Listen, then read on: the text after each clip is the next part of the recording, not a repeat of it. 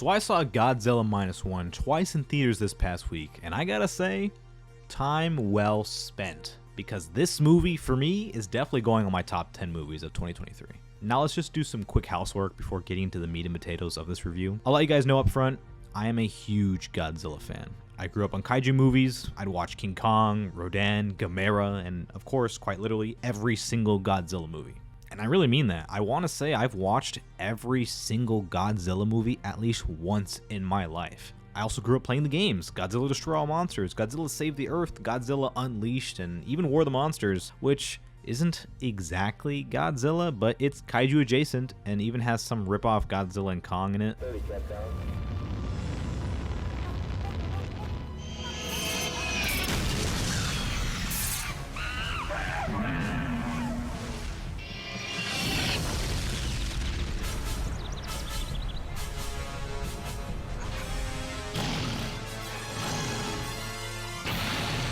Regardless, you know where I'm coming from. I'm a big Godzilla fan and I'm a big kaiju fan. I mean, I used to watch the opening cutscene to one of the Godzilla games over and over because I just thought it looked like real life. I mean, look at this shit.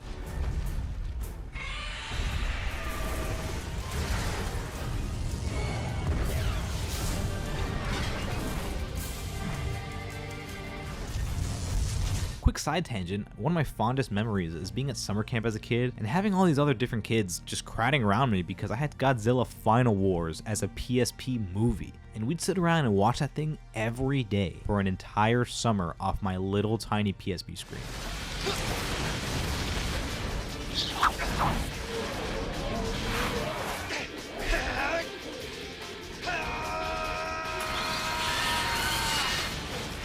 Which, for those of you who don't know, Godzilla Final Wars is basically Avengers Endgame, but for Godzilla movies. It even has Don Fry in it as one of the main characters, so that's cool too, I guess.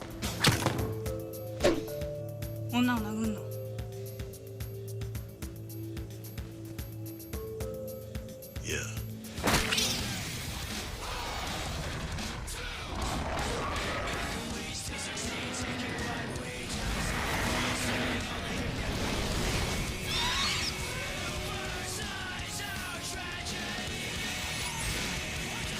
I also love the 1998 Godzilla as a kid, though I haven't seen it in years at this point. It could very well not hold up anymore. I mean, hell, it probably doesn't, but that's a topic for a whole other video. So you can imagine my excitement for when they rebooted Godzilla here in America in 2014 with Gareth Edwards. But to my dismay, I wasn't really too hot on it, even though the trailer was really awesome.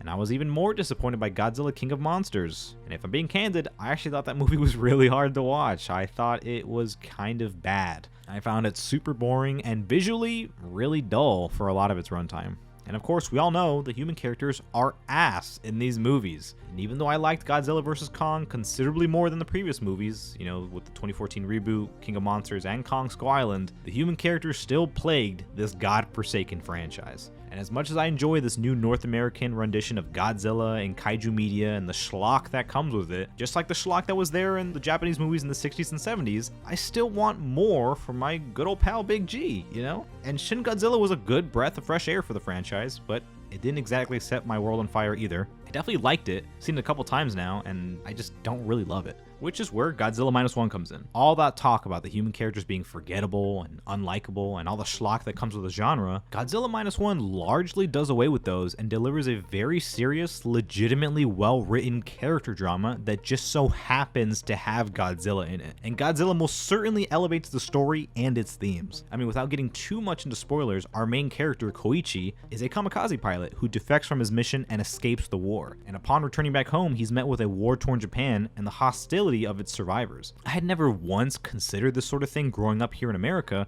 but the idea of a Japanese pilot coming home alive, and instead of being, you know, welcomed with open arms, he's shunned, hated, and berated by Japan's citizens. And I thought that was both really interesting and incredibly sad.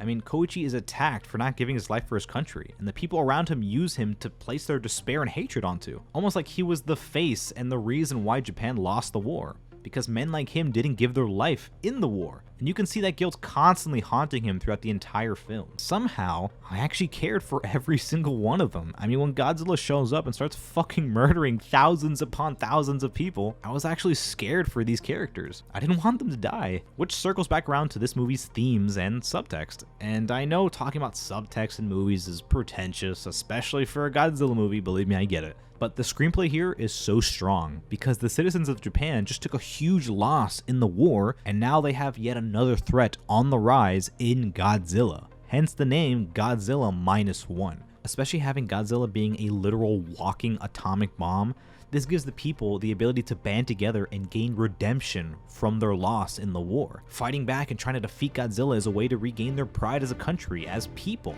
And I think the themes of family, death, guilt, redemption, the importance of life itself, to persevere and to make the world a better place for future generations is so prevalent. It is completely at the forefront here. And yes, the Godzilla scenes are fucking awesome. Godzilla is absolutely terrifying and ruthless in this movie. Though, I will say, tamper your expectations just a little bit, because I think if you're going to this movie expecting Godzilla to be rampaging throughout the entire thing, you're not exactly going to get that. There are long sequences with him in it, doing his thing, but the movie is much more about the human characters, and it's done very well. I mean, there's a long stretch in this movie, for example, where I actually caught myself thinking like, man, Godzilla hasn't shown up for a long ass while, but I'm so okay with it because the movie and the story and these characters are just so engaging without him. And to make a couple comparisons here, I might catch some shit for this comparison, but this movie really did feel like Top Gun Maverick. I mean, the character even dresses like Tom Cruise and is a fighter pilot too, but I won't go too much further into that comparison for the sake of spoilers, but just know that when you see the movie, you'll know what I mean. Just the national pride, the desire to protect your fellow countrymen is just so strong and is so fantastic here. That all being said, it's not a perfect movie by any means, but really what movie is? It definitely gets a little hokey at times, maybe even a little cheesy with some of its dialogue and emotional beats. Especially with the very end in particular, a certain thing happens and is revealed, and I didn't really like it, to be honest. I thought it was a little too clean in certain aspects, the ending of this movie. And for some other minor spoilers, I'll drop a little timestamp, skip to this if you don't want to hear this. These are more minor spoilers, in my opinion, but I would still skip it if you want to watch this movie blind. I thought when they first introduced Godzilla at the beginning of the movie, I was totally okay with that whole set piece. It was just like, there was a line where someone was like, oh, there's a monster that lives on this island, and the locals call it Godzilla.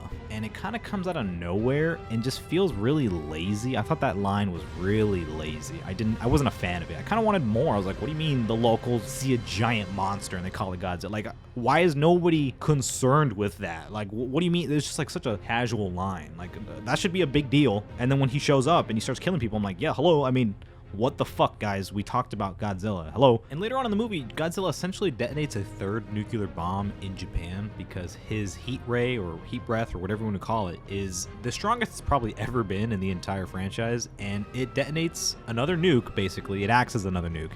And it wasn't really that big of a deal. I thought it was going to be a much bigger deal in the plot, but the Japanese government just managed to just cover it up, which I understand, you know, coincides with the motif of the government censorship and the government control on the Japanese people, but I was just shocked that they managed to cover up a giant lizard nuking Japan for a third time. I don't know how they did it, but they did.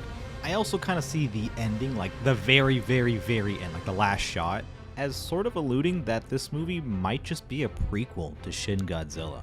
Maybe. I mean, maybe we're looking too much into it, but spoilers aside, for me personally at least, even though it was a little hokey, all in all, as a lifelong Godzilla, the score of this movie is amazing. Go listen to it if you haven't already. It is so good. And seriously, guys, if you're interested in this movie, go watch it. But please, please, do not watch this movie in 4DX. I don't know who the fuck watches shit in 4DX. I actually accidentally caught this movie in 4DX because I had seen it the first time in IMAX and I wanted to see it again, but they only had tickets in, or whatever, just like bigger and louder. But it's not really that at all. I mean, the chairs fucking move and shit. The room is sprayed with smells and water and wind, and it's a lot, like sensory overload. I thought it was definitely ruining the immersion for the movie. Quite frankly, I hated the 4DX stuff, but the theater was empty. I don't think anybody watches 4DX. What the fuck? Whatever. Anyway, I wholeheartedly recommend Godzilla -1. Go watch it in theaters too, because I think this is definitely a theater movie. And yeah, thanks for watching, guys. See you in the next one.